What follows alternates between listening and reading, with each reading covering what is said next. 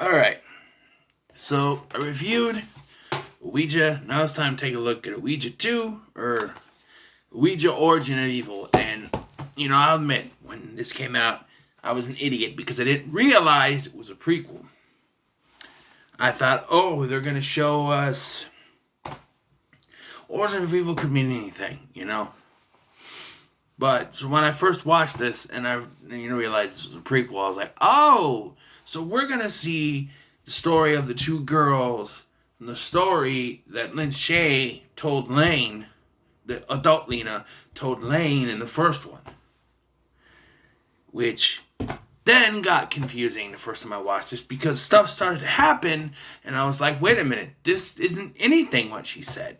I thought Mother was supposed to be some kind of a control freak, and she was mean, but she's not. But as it turns out, I forgot that was a lie. That was the first time I watched it. So, yeah. This one is directed by Mike Flanagan, and let me tell you something. Mike Flanagan is one of the modern horror masters, up there with James Wan, and Jordan Peele, and, David F. Sandberg. They're all modern horror masters. He's one of them. And this is an example of you get a good director, you get a good lead actress, you can get something good done. And I hate to go back to the stupid-ass Slender Man movie, but the director of that film, I don't know who it is, I don't care. He had ideas, they were stupid. And then you have Joey King, who's not a bad actress. She's good in The Conjuring. I thought she was good in White House Down. She's good in other things. But they think she's going to be a modern scream queen. Bleh. And she just... But it's not the actress that gets it. You need a good director. You need a good script. And you need a good actress. You had a good actress. Bad script. Director. But with this, you got Mike Flanagan. You got two very good young horror actresses in Lulu Wilson, who's good in this. She's good in Becky. She's good in Annabelle Creation. And that's David F. Sandberg, so good director. You have Annalise Basso. I think I'm saying her name right. She was also in another Mike Flanagan film, Oculus.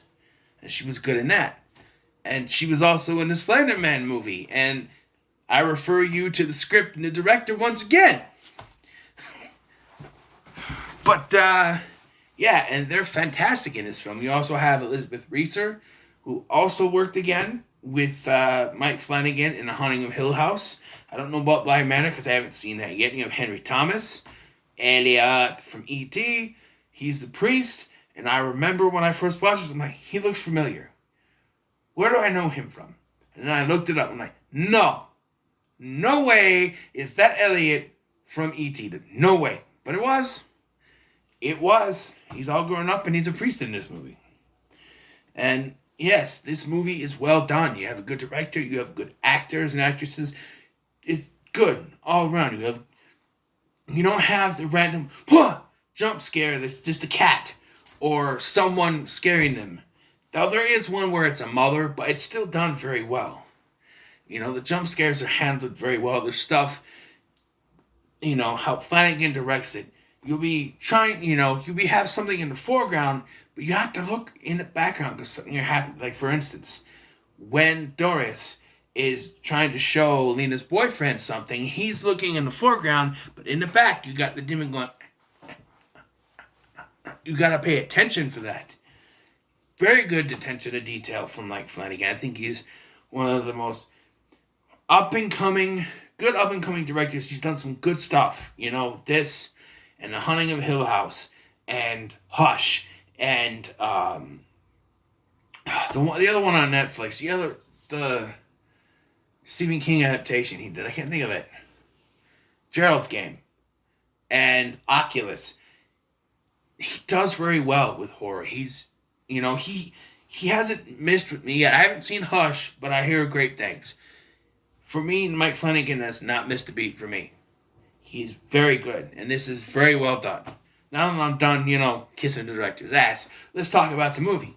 All right? The movie takes place in 1967 and follows young Lena and young Doris as their mom is running this fortune-telling business. But it's not your typical, she's a fake, but she's not doing it to make money. She's doing it to help people out, and that works. And then that's shown to you. At the beginning of this film, she tricks this guy, played by Sam Anderson, Bernard from Lost. And, after this thing, they do the thing. She doesn't accept his money. She's like, no, I just want to help.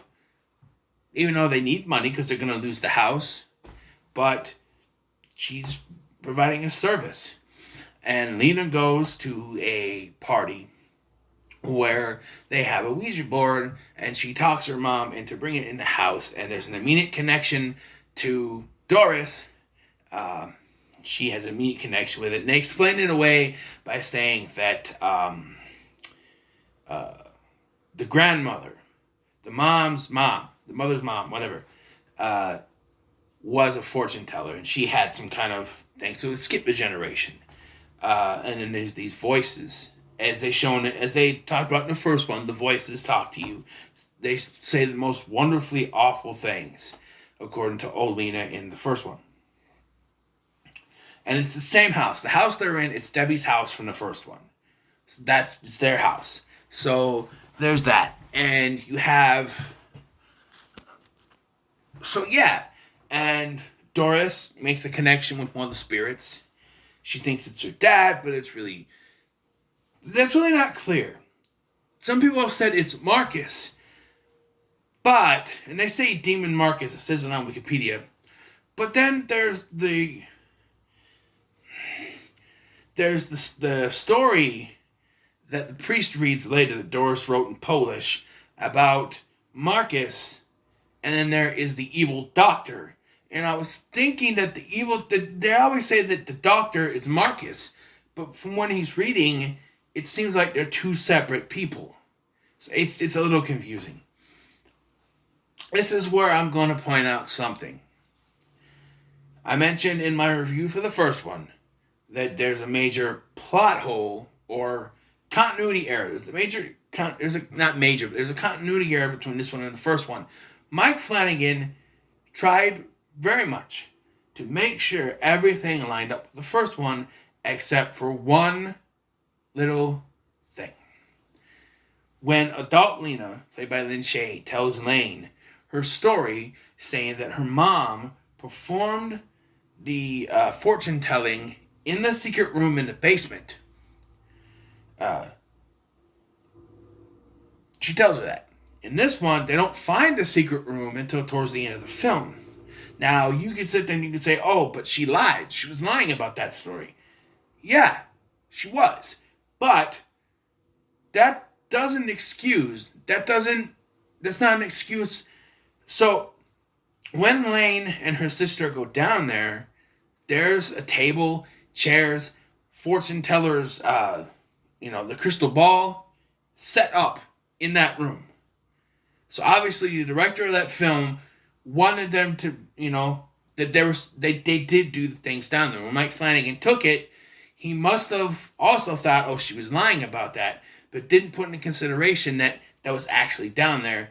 And the way that Mike Flanagan directs this, there's no way that Lena set that up.